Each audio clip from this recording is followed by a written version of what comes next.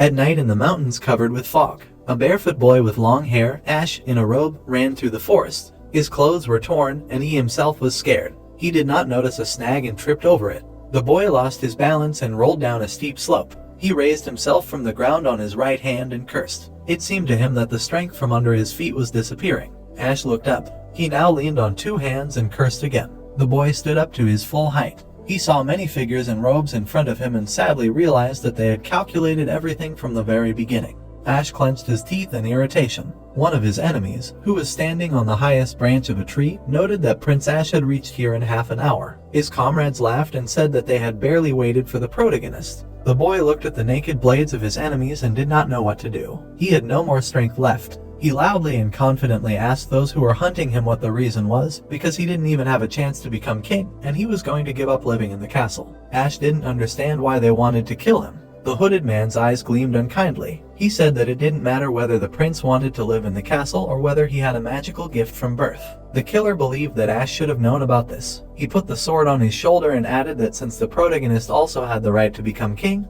this was simply a necessary procedure. His partner suggested that the protagonist not resist. Ash's enemies' further words shocked him. They promised him that, despite the fact that he had low-class blood, the killers would take into account that he was the son of a king and would kill him painlessly. The guy was very offended by the phrase about low-class blood. He frowned and became angry that they dared to insult his mother. The prince took a knife out of his robe, realizing that his enemies would hardly kill him painlessly. So he decided that if he was destined to die, he would fight to the end. The man opposite him was not at all surprised, assuming that Brooke's bodyguard had taught Ash martial arts. However, seeing the protagonist's awkward stance with a weapon, he changed his mind and concluded that blood is blood. The killer continued to look at his victim. He thought that the protagonist was not a fighter, but simply did not want to give up, and decided that it was even funnier this way. 4 men in cloaks, on the orders of the 5th, attacked the prince. Ash began to swing his weapon. His enemy prepared to strike. He knocked the knife out of the protagonist's hand with a blow of the guard to the palm. The guy looked in horror at the weapon he had dropped. The killer reached out to him. He grabbed the protagonist by the neck and lifted him into the air. The hooded man looked at his victim and couldn't believe that this was the end. The guy pulled out another knife from his belt on his back. The comrade of the one holding Ash by the neck tried to warn him, but only distracted him. While the killer wasn't looking, the guy plunged the blade into his throat. The dead man's partners perked up. The guy landed. His enemy was choking on blood. The prince rubbed his neck, smiled, and agreed that it was funny. The killers didn't understand what was happening and how someone who didn't even study martial arts could kill one of them. They began to wonder if he was bluffing or if he really didn't know how to fight. One of them readied his weapon.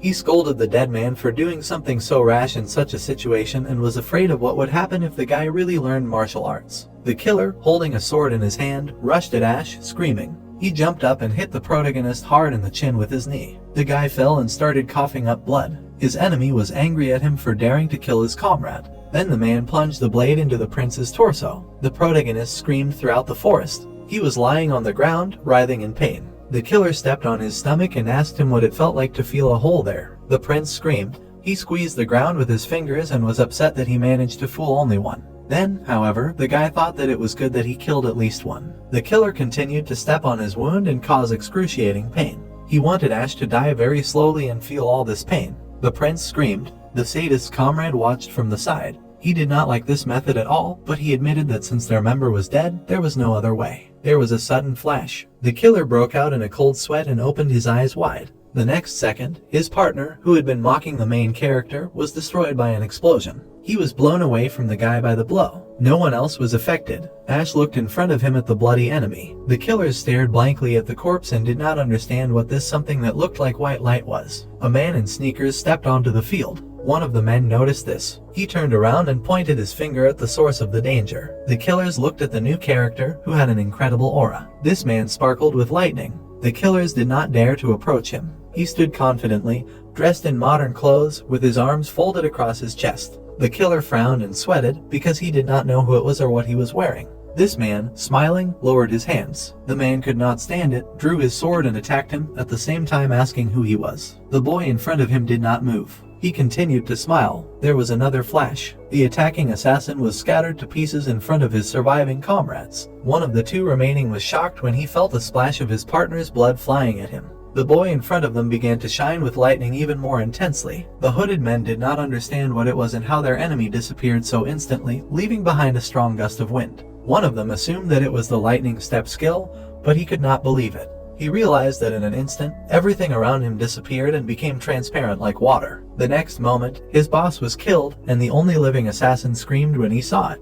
The man tried to understand what kind of light he was seeing. He thought with horror that it was the light of the strength of a fighter whose skills had reached the highest level. The killer once again paid attention to this light and wondered why such a great fighter was helping this boy. He held the weapon with both hands and trembled. The hooded man looked at Ash, who had already lost a lot of blood, and decided that he could not be saved, which meant that they had accomplished their mission. He dashed from the spot in an attempt to hide and retreat. The killer jumped into the air in the opposite direction from the enemies. The guy with lightning pointed his hand at him. The man immediately seemed to burst and dropped his weapon. The prince watched this. He smiled and said again that it was funny. Then he slowly closed his eyes. The guy who killed all the enemies was surprised that his ancestor was smiling even in death. The prince opened his eyes again, hearing about the ancestor. He wondered who this man was and what he was talking about. The protagonist saw everything as if in a fog. His eyes were closing, so he could not understand who was standing in front of him. The prince felt as if his body was growing cold. Ash was breathing heavily,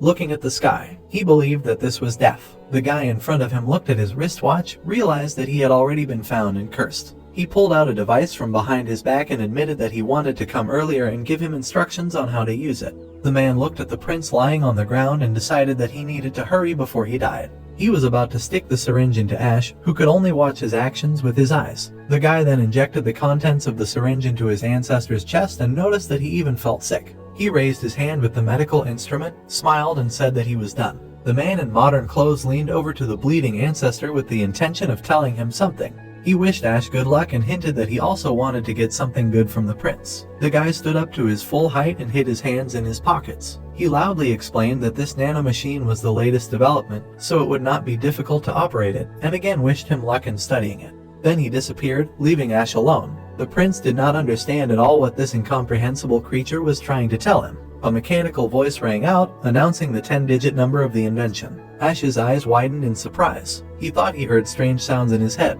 The mechanical voice added that the 7th generation nanomachine of Sky Corporation had been put into operation. So, friends, this chapter comes to an end. What will happen next? We'll uncover it in the next chapter. Don't forget to rate this chapter out of 10 in the comments. We'll see you in the next video. Until then, take care and goodbye. Don't forget to like the video and subscribe to the channel.